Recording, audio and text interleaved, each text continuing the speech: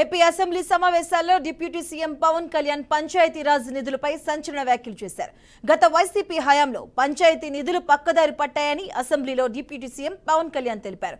పంచాయతీ నిధుల మళ్లింపుపై అధికారులు ఇచ్చిన సమాధానంపై డిప్యూటీ సీఎం ఆగ్రహాన్ని వ్యక్తం చేశారు. ఇక దీనిపై ఓ శ్వేతపత్రం విడుదల చేయాలని భావిస్తున్నామని తెలియజేశారు. 2019-24 మధ్య కాలంలో మొత్తం 7,586 కోట్ల రూపాయలు పంచాయతీ ఖాతాల్లో పడ్డాయని అన్నారు. ఇక అందులో 2,285 కోట్లు కరెంటు ఛార్జీల కోసం డిస్కంలకు ఆర్థిక శాఖ పంపించింది.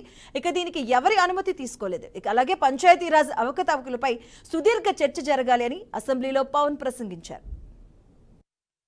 14 మరియు 15 ఆర్థిక సంఘం నిధుల కింద 2019-2020 నుండి 2023-24 వరకు కేంద్ర ప్రభుత్వం నుండి విడుదలైన మరియు గ్రామ పంచాయతీలకు విడుదల చేసిన మొత్తాల వివరాలను సంవత్సర వారీగా తెలియజేస్తారని.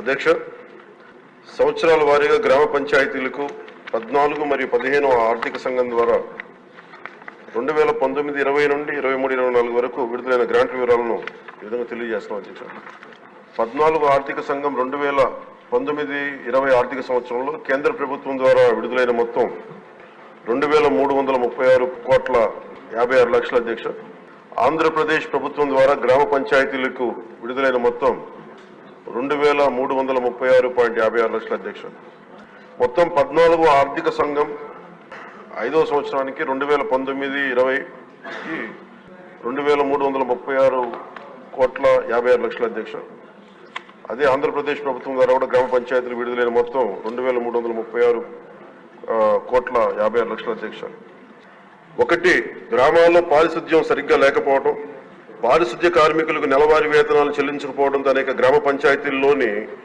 21,000 మంది పారిశుద్ధ్య కార్మికులు విధులకు హాజరు కావడం లేదు.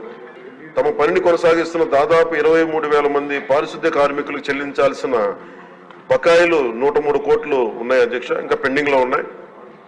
తగినంత మంచి పారిశుద్ధ్య కార్మికులు లేనందువల్ల గ్రామాల్లో చెత్త కుప్పలుగా పేరుకుపోయి ఆరోగ్యానికి హాని కలిగిస్తా ఉంది.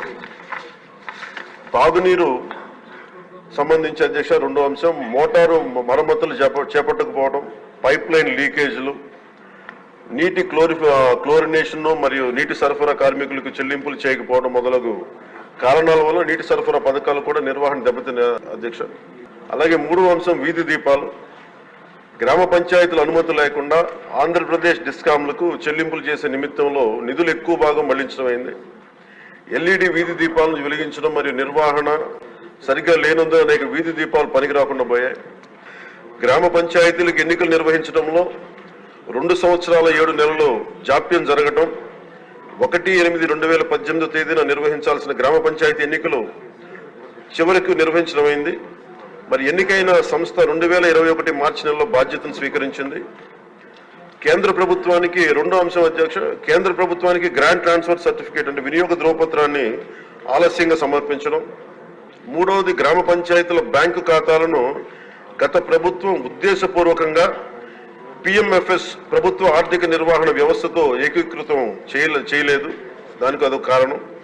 గత ప్రభుత్వం నుండి ఆర్థిక దుర్నిర్వహణకు ప్రభుత్వం వారసత్వంగా పొందింది అధ్యక్ష, మరి మిస్ మేనేజ్మెంట్ కానీ.